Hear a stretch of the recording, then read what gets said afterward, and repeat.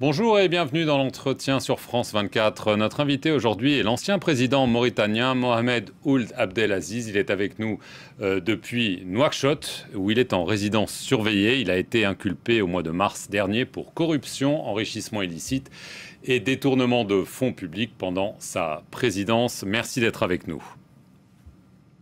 Merci et bonjour.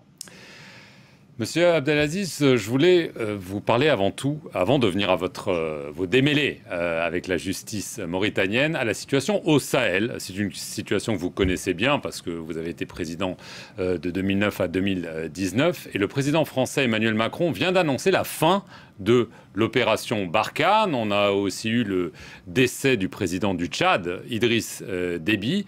Alors une question simple mais grave, est-ce que vous pensez que la guerre est en train d'être perdue au Sahel face aux djihadistes?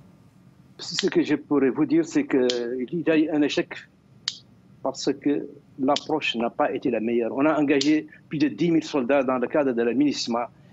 Le mandat de la MINUSMA n'est pas approprié à la situation. L'engagement aussi de la France, la France s'est engagée pour lutter, pour combattre, alors qu'il y avait d'autres solutions. Et parallèlement à ça aussi, nous avons développé le terrorisme en payant les rançons, en laissant le trafic de drogue se développer et en n'écoutant pas aussi les populations, en n'essayant pas de remédier aux problèmes de ces populations.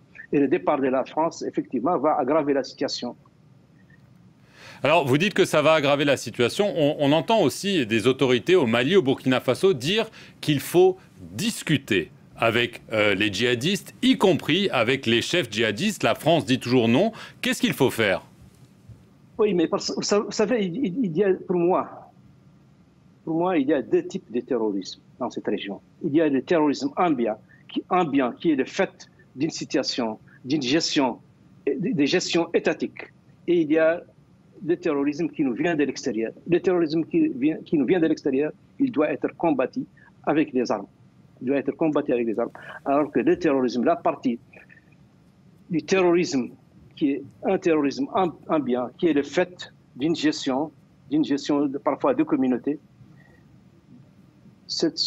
la seule solution qui m'apparaît la meilleure, ou à tenter aussi, peut ne pas être la meilleure, mais en tout cas, c'est une voie quand même sur laquelle on peut... c'est une voie quand même qui peut être essayée, on peut essayer de négocier pour trouver une solution. Donc quand le Mali, par exemple, dit qu'il veut négocier avec Iyad Akrali ou Amadou Koufa, qui sont des Maliens, vous dites, oui, ce sont des problèmes de communauté, ça appartient au pays, donc il faut négocier.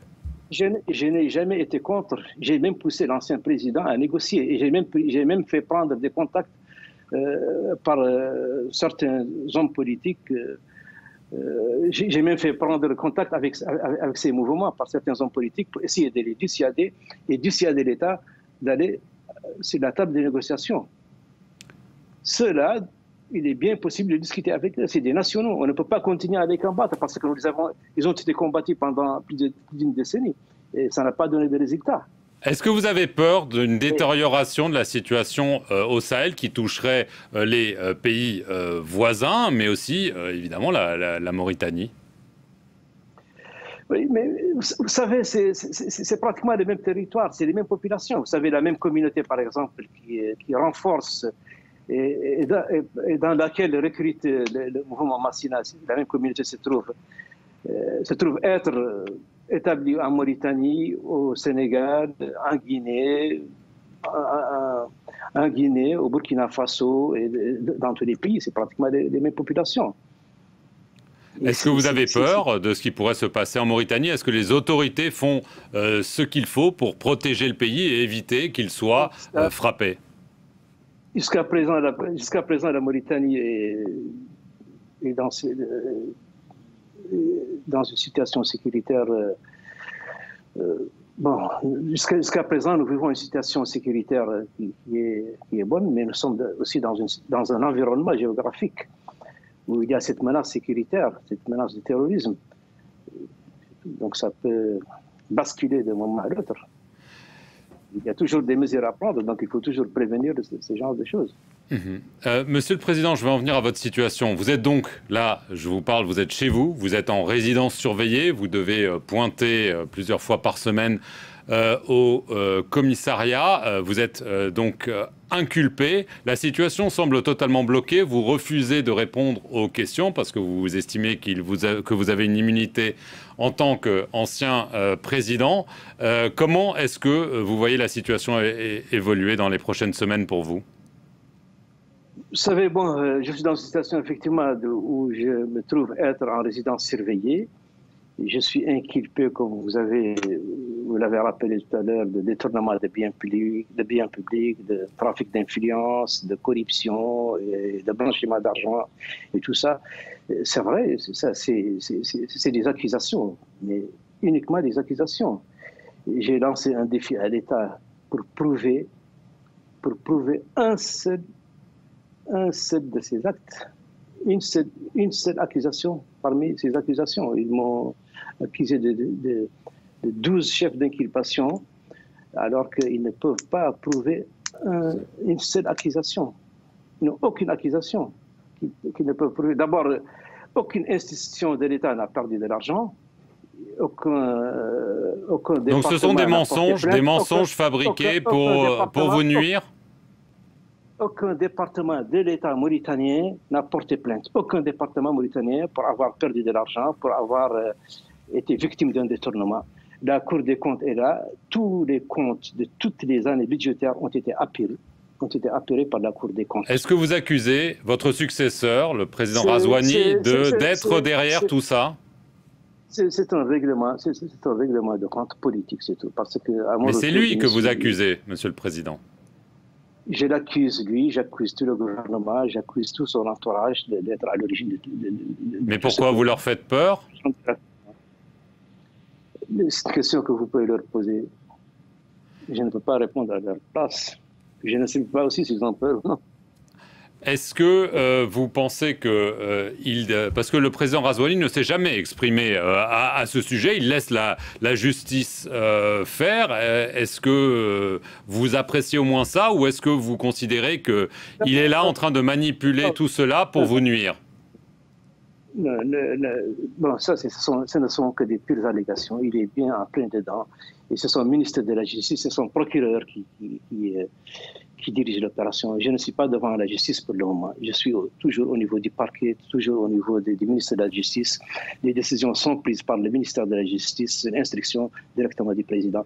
Me dire ou me faire croire que le président reste à la carte de ces problèmes, c'est un faux problème, parce que la commission d'enquête parlementaire, d'abord, qui n'a aucune légalité, qui n'a aucune légalité sur le plan juridique ni constitutionnel, a été créée par ses propres proches, y compris son beau-fils, y compris des députés qui lui sont très proches, soit sur le plan tribal, régional ou politique. Donc, il s'intéresse bien à ce dossier et il le vit au quotidien. Dernière question, M. Abdelaziz. Est-ce que vous-même, vous envisagez des actions en justice, soit dans votre pays, soit ailleurs? Mais je suis devant la justice actuellement. De toute façon, une fois devant la justice, je vais répondre. Et j'ai mes dossiers aussi, je vais étaler. D'abord, aucune preuve ne peut m'être présentée. Aucune preuve. Donc, aucune preuve contre moi. S'il s'agit d'enrichissement, ils parlent d'enrichissement illicite. Bon, le détournement, ils ne peuvent pas le prouver. La corruption, ils ne peuvent pas le prouver. Parce que j'ai lancé un défi au président et à toute son administration, à son gouvernement, ils ne peuvent rien prouver. Que j'ai de l'argent, je n'ai jamais nié que j'ai de l'argent, je l'ai déclaré à l'arrivée et au départ du pouvoir. Mais est-ce que vous envisagez des actions en justice au niveau de la Cour de... Attendez un peu. D'abord, si on devait inculper tous les Mauritaniens parce qu'ils ont de l'argent, on ne s'en sortira pas. Et là, on se s'achemine directement vers l'ouverture de la boîte de Pandore.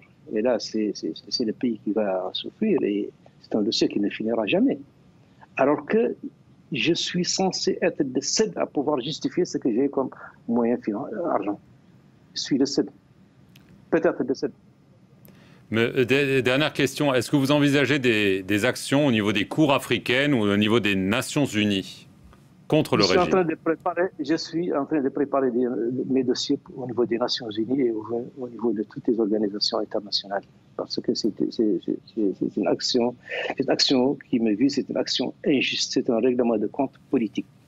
C'est le fait d'un pouvoir qui est en dérive.